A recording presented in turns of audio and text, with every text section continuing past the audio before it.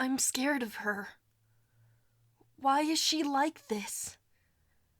I don't want anything to do with her. Nathaniel sat on the steps outside his high school, sketching away.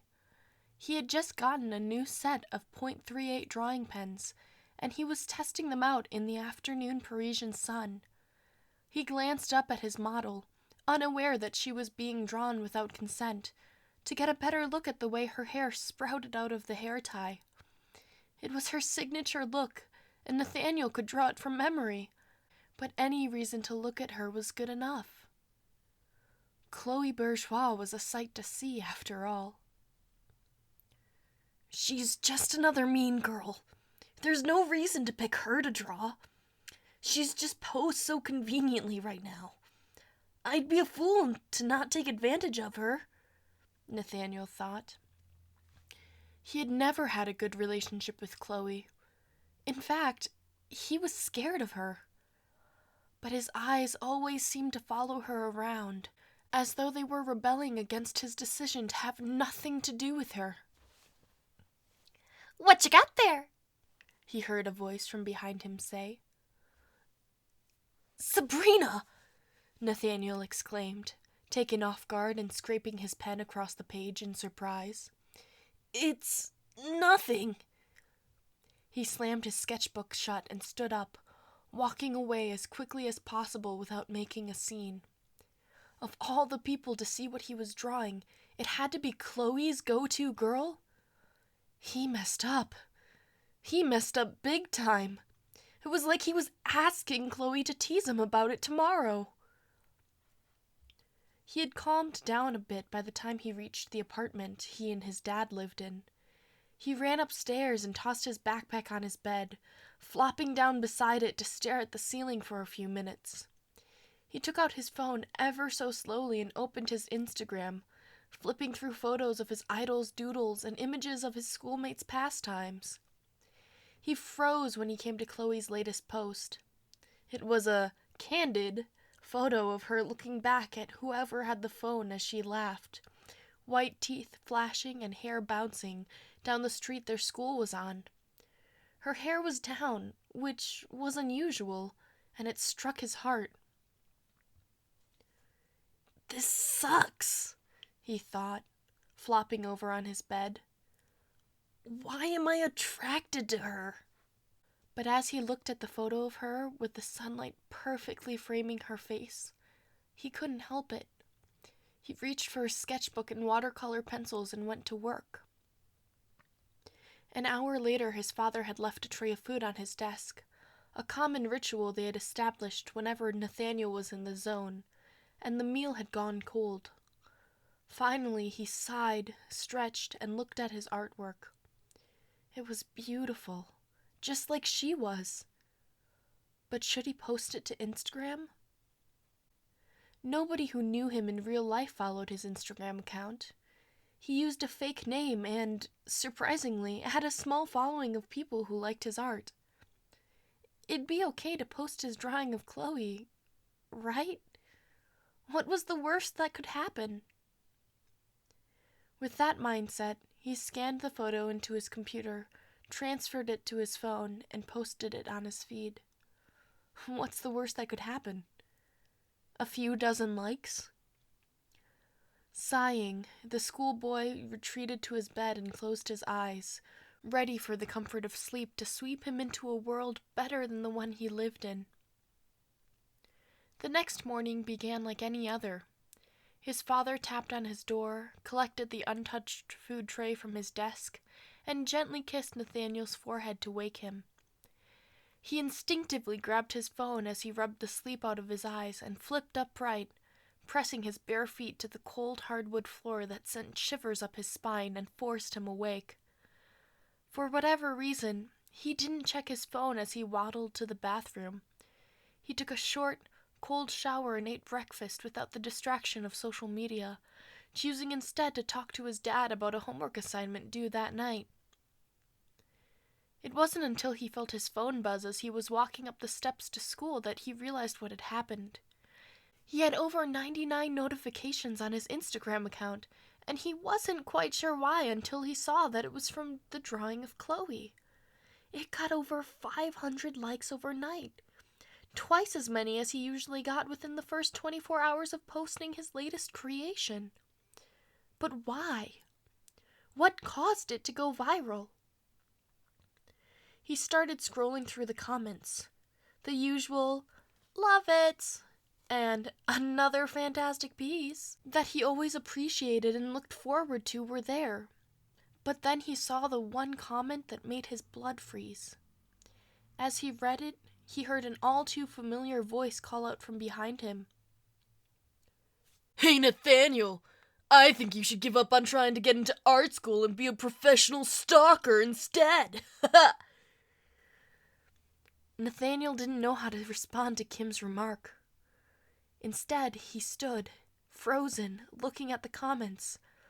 Some were from his classmates, the very people he was trying to keep his Instagram away from, and they ate at his insides with every word. "Have you resorted to stalking? That's low, even for the classes most likely to fail." "You did a good job capturing her beauty, but I'm a little grossed out, to be honest." "Wow, Nathaniel, this is incredible. I didn't know you could draw like this." "Did she ask you to draw this?" "Wow, draw me next time." His face burned as he heard the laughter and felt stares surrounding him. He hugged his phone to his chest and tried to sprint to the bathroom, only to run into another body. Watch it, freak!" If Nathaniel had been struggling to breathe a moment before, he was choking on air now. He closed his eyes in fear, well aware of who he ran into. "I'm sorry, Chloe," he muttered, shifting to make his way past her but failing, instead to find himself falling face forward to kiss the concrete. Books spilled out of his backpack, and he scrambled to collect them before the worst-case scenario happened. He heard the laughter intensify as he scrambled to collect his things, bracing himself to hear the timbre of Chloe's mixed among them, but it never came. Instead, he looked up and felt his heart stop. This was the worst possible scenario. Nathaniel's sketchbook wasn't with his other books in his arms. It was in Chloe's hands. On top of that, she was flipping through it, like a child exploring a watercolor storybook for the first time. "This..."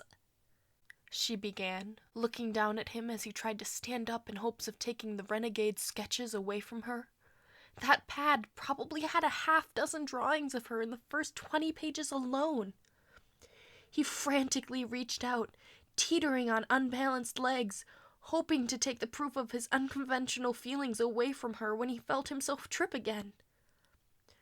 A moment later, he was in her arms, books lost to the floor once again as he realized he had stepped his way into her personal space and wrapped his arms around her for support. He stepped back, trying to stutter an apology when the situation went from worst-case scenario to "kill me now." Nathaniel's foot landed on a book that propelled him forward, shoving his face on Chloe's and locking his lips with hers. He heard the collective gasp from the student body before he realized what was happening. As soon as he did, Nathaniel pushed the girl of his artistic dreams away, too embarrassed and shocked to murmur out an apology. Instead, he grabbed the sketch pad and sprinted out of the school building without grabbing the rest of his books scattered on the courtyard. "No," he thought. "No, no, no, no, no! This cannot be happening!"